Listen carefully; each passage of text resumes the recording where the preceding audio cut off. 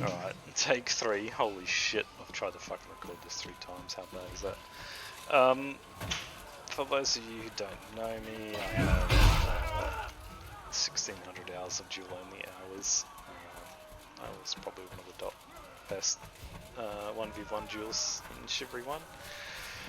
Basically, I'm going to run you through some of the advanced mechanics of Chivalry.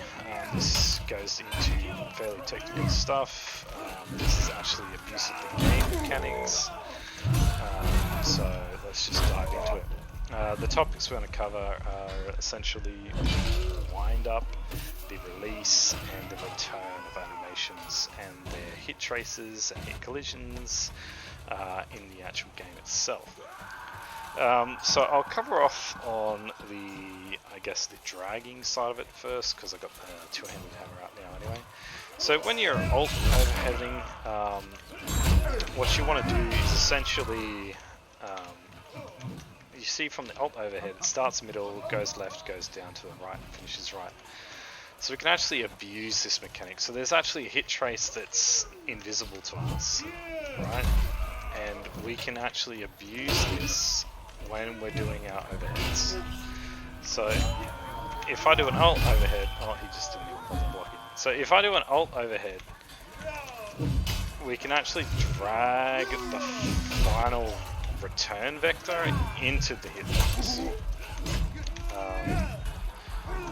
Just do that again and see what I'm, talking about.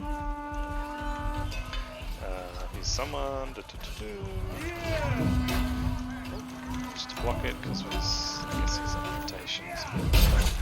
So what we're trying to achieve is essentially bending or warping the hit mesh into the collision boxes of the actual hit box, not the block box. So there's a block box and there's a hit box in Chivalry. And when you start using swings, S-bends on OHs, it's what we're doing is we're actually going in and around behind the block mesh and hitting the hitbox of the player itself. So you'll start to notice that as you do your overheads, and if you put an S motion into your overheads, you'll start to see the hit tracing actually occur and happen. When you start dragging, so in dragging you have the charge up, release, and then at the end of the release there's actually about a 0.5 second window of control. And essentially what this allows us to do is abuse the hitbox mesh to drag out our swing just that little bit fraction longer. And the reason why we want to do this is to actually drag it out long enough to go beyond the counter timer of people trying to counter you. And a simple way of doing this is charge overhead, flick right, charge overhead, flick left, depending on which direction you're charging. Now, you might not notice it, but as you keep playing and you start flickering, I guess, you'll start to see there's about a point, I don't know what the numbers are, I haven't looked at the source code, but there's definitely an end point on the animation where you can control the utmost point of the swing, allowing you to essentially stop the swing from entering into their hitbox and going into a counter. Because we don't want them countering, we want to just hit them. So that's with some of the drags you can do. You can do that with both OH and swings and stabs. It's part of all of it. It's part of the game. So essentially, as you're swinging, overhead, flicker out, and you'll be fine. Let's talk about some of the, I guess, let's change weapon. Let's go into the stab abuse of some of the hit meshes and stuff like that. So let me just die so I can change out. Right. There we go, I finally died.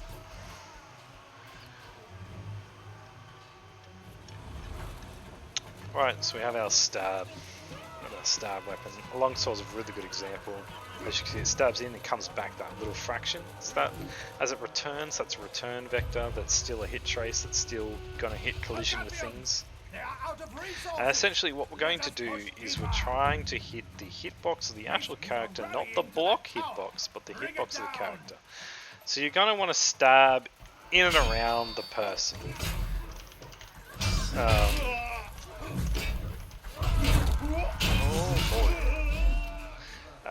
Essentially, you're going to want to like curve it, if that makes sense. So we're wanting to out and in and rely on that return vector to hit the hitbox behind the character instead of the block box in front of the character.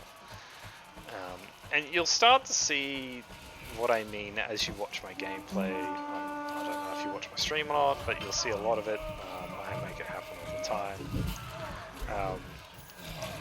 Essentially, oh my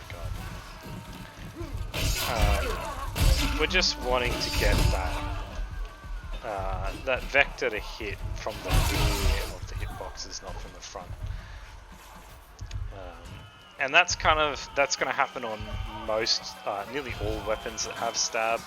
They all have a wind up, release, and return vector as it returns back to the character. Again, we're starting to abuse the actual mechanics of the game here to get this to occur. So there you go. So you can see this, it's disgusting. Well, all three. Again, here we go. And then if the guy tries to swing into you, just force your stab into a rip and rip it into him and punish him for trying to swing.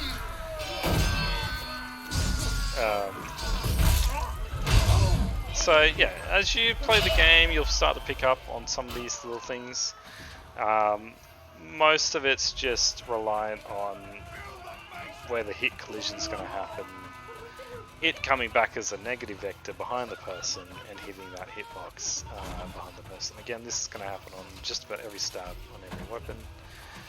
It's just very obvious on the long sword. Same can be done on most swords. But you know, you want to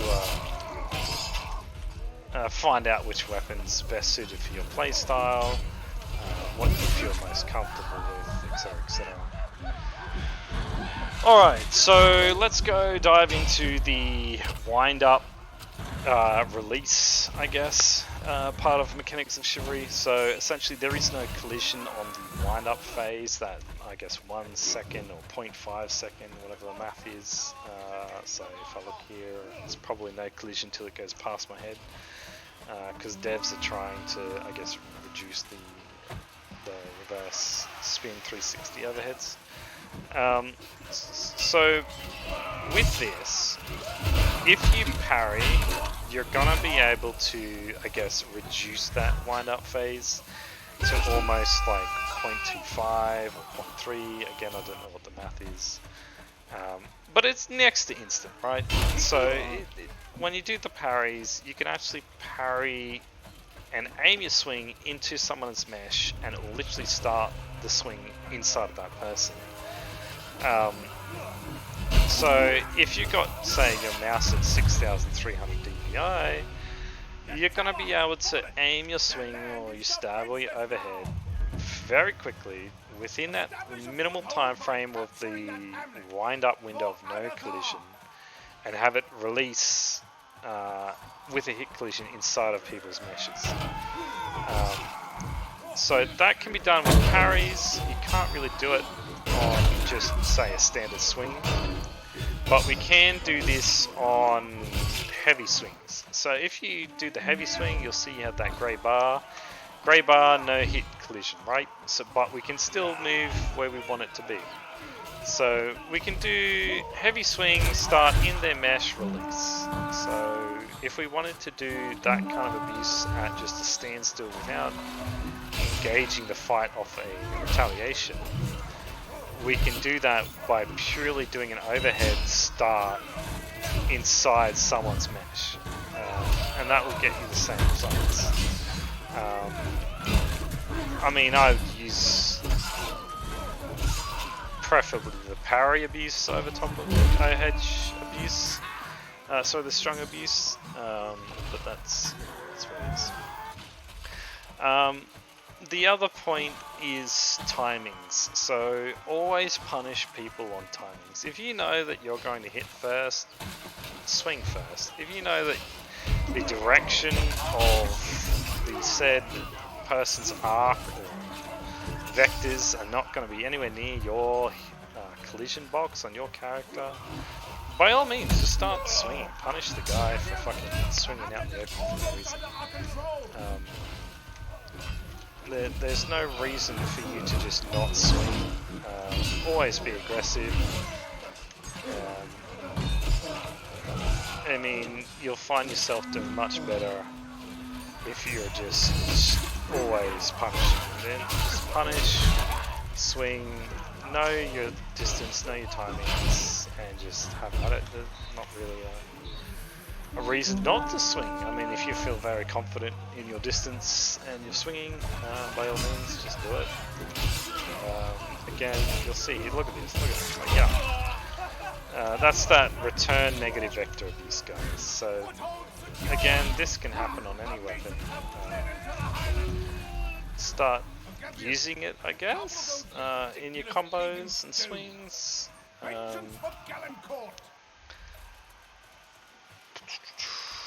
Alright, well that's this tutorial. Have fun, guys. If you have any questions, hit me up. Cheers.